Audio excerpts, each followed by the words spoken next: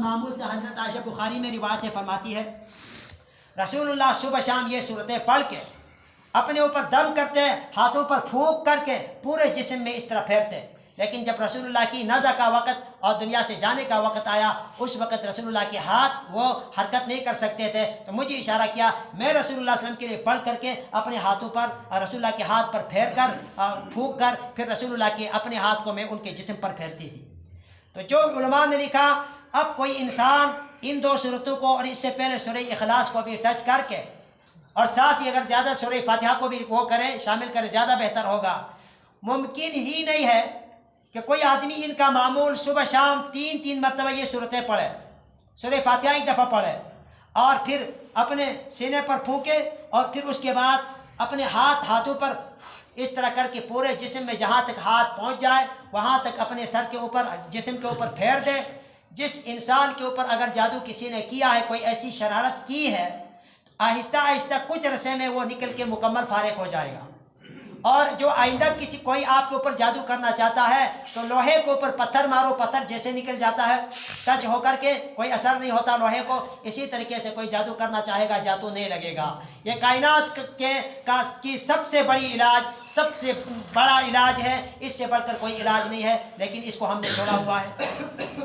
قرآن سارا کی سارا شفا ہے، اور پھر بالخصوص یہ صورتیں تو آئی ہے اسی موقع پر جب جادو کرنے والوں نے جادو کیا تھا۔ بسم اللہ الرحمن الرحیم۔ اب پہلی صورت کے اندر آفات دنیاویہ سے پناہ مانگی گئی ہے۔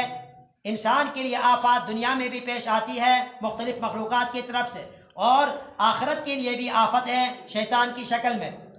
بسم اللہ الرحمن الرحیم۔ قل کہہ دے اے پیغمبر، اعوذ میں پناہ چاہتا ہوں برب الفلق، رات کی تاریکی پھاڑ کر صبح کی روشنی نکالنے والے پروردگار کی پناہ چاہتا ہوں۔ فلق کہتے ہیں اصل میں پھٹنا، اس کے اندر رب الفلق کہ یعنی رات کی تاریکی پھاڑ کے اس کی چادر سے صبح کی روشنی نکالنے پروردگار کی پناہ چاہتا ہوں۔ اشارہ اس بات کی طرف ہے کہ یہ جادو ایک کالی تاریکی کے ساتھ اس کی مشابہت ہے، تو جو اللہ رات کی تاریکی کو ختم کر کے دن کا اجالا نکالتا ہے، وہی اللہ ان صورتوں کو پڑھو تم تو وہی اللہ تمہارے جادو کو نکالے گا اس روشنی کے ذریعے۔ میں پناہ چاہتا ہوں برب الفلق، صبح کے رب کی، یعنی رات کی تاریکی پھاڑ کر چیر کر صبح کی روشنی نکالنے والے پروردگار کی۔ کس چیز سے پناہ چاہتا ہوں؟ من شر ما، ان تمام مخلوقات کی برائی سے، خلق، جتنی مخلوقات کو اللہ نے پیدا کیا ہے ہر مخلوق کی برائی سے میں تیری پناہ چاہتا ہوں، تیرے رب کی پناہ چاہتا ہوں۔ ومن شر غاسق، اور میں پناہ چاہتا ہوں اندھیرے کی شر سے، اذا وقب، جب یہ اندھیرا پھیل جائے۔ تو رات کے اندر بھی چونکہ دیکھو کہ مخلوقات مختلف قسم کی ہے اور مختلف قسم کی مخلوقات کی مختلف شرارتیں ہیں، تو اس میں انسان یہ پڑھے صبح شام تو ہر قسم کی مخلوق کی شر سے انسان محفوظ ہوگا۔ صرف جادو نہیں، زہریلے جانور ہے، انسانوں میں، جنات میں، ہر قسم کی مخلوقات انسان کو نقصان پہنچاتی ہے۔ ومن شر غاسق، اور میں پناہ چاہتا ہوں صبح کے رب کی، من شر غاسق، اندھیرے کی شر سے، اذا وقب، جب یہ اندھیرا چھا جائے۔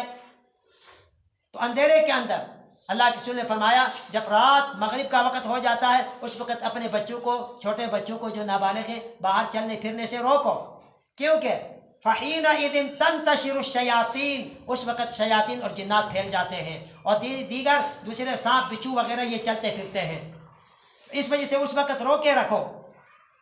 وَمِن شَرِّ النَّفَّاثَاتِ، اور میں رب کی پناہ چاہتا ہوں ان پھونکنے والے نفوس کی شرارت سے، فی العقد، جو گروہ کے اندر پھونک مارتے ہیں، یعنی ومن شر النفاثات، اور ان جانوں کی شرارت سے اور برائی سے میں پناہ چاہتا ہوں، النفاثات، جو جانیں پھونک مارتی ہے، فی العقد، گروہ کے اندر۔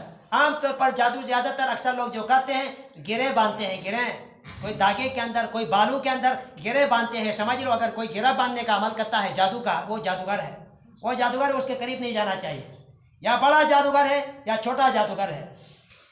ومن شر حاسدین، اور میں پناہ چاہتا ہوں حسد کرنے والے کی شرارت اور برائی سے، اذا حسد، جب وہ حسد کرنے پہ آ جائے، جب وہ حسد کرنا شروع کرے۔ تو انسان کے اندر حسد کی بیماری انتہائی سخت ہے۔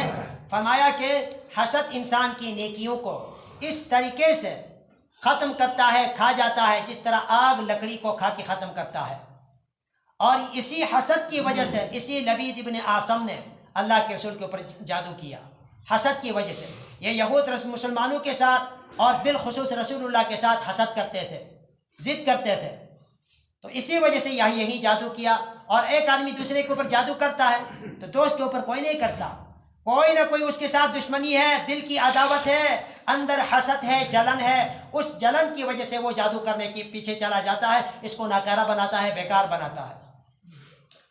سورہ ناس مکی صورت ہے، اس میں 6 آیات کریمہ ہے۔